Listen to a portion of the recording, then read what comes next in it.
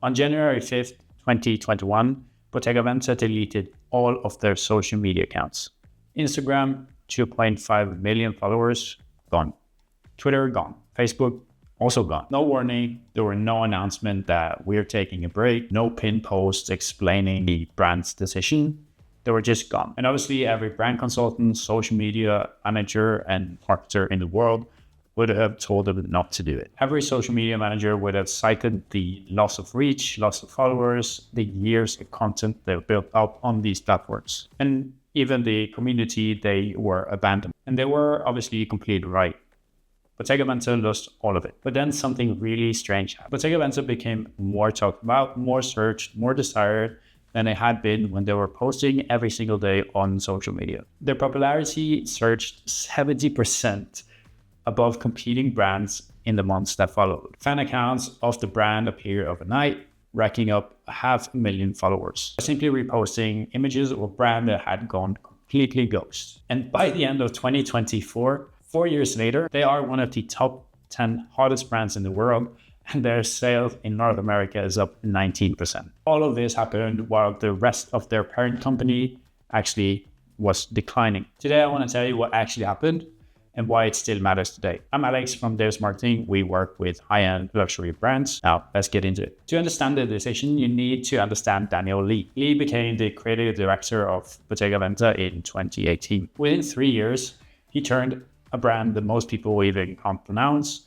into one of the most coveted fashion labels. They released a lot of pieces that went extremely popular. Thick sole, putting shoes, pouch bag, and obviously the woven leather that we all know Bottega Veneta for. Daniel Lee was, by any measure, one of the most successful creative directors in the industry. And he actually hated social media. He has a lot of quotes that are online that you can read, and it's actually worth looking into. One of them is social media represents the homogenization of culture. A huge amount of thought goes into what I do, and social media oversimplifies it. He said that there's a mood of a playground bullying on social media that he doesn't really like. These aren't just the words from someone who doesn't understand social media, because Lee understood it perfectly. And that's why he hated social media. Because what he actually built with Bottega Veneta is the restraint, the craft, and the mystery around the luxury brand that it actually deserves, which is fundamentally incompatible with a medium that rewards the loudest voice in the room.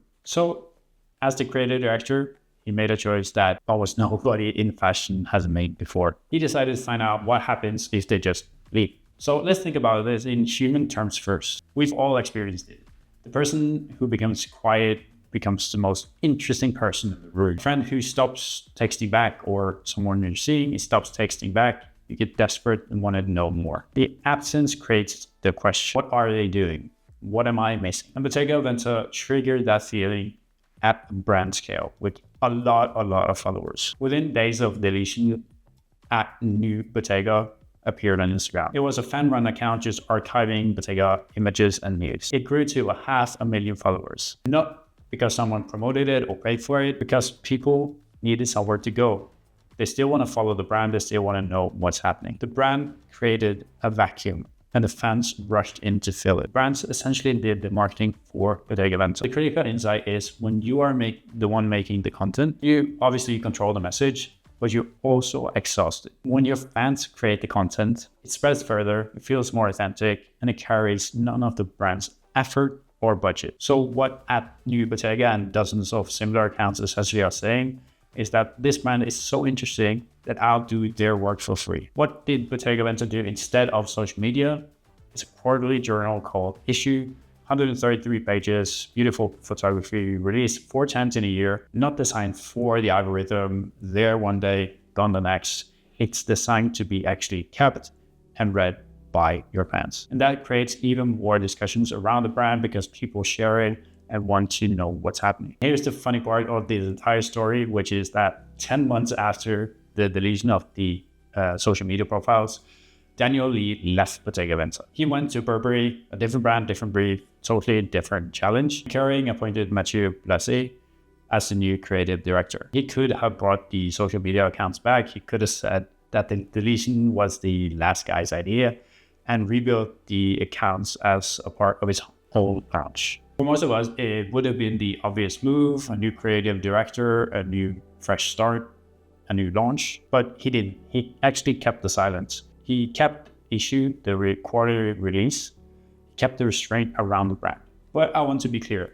This is obviously an ongoing case study because this is still happening. In Q1 in 2025, the conglomerate that owns Bottega Veneta, Gucci, Saint Laurent reported 14% revenue decline overall. But in the same quarter, Bottega Veneta was up 19% in North America and 17% in Western Europe. And by the end of 2024, the brand had climbed to 6th place in the list index, which is a quarterly ranking of the world's hottest fashion brands. And I want to be very careful here because the obvious lesson from Bottega Veneta is the wrong one. The wrong lesson is delete your social media accounts. For most brands, this actually won't work. And especially if you're a new brand, it's very hard to get recognized and build a brand without social media today. There are 3 things you can actually take away from this case study. And the first is replace some of your broadcast content with depth content.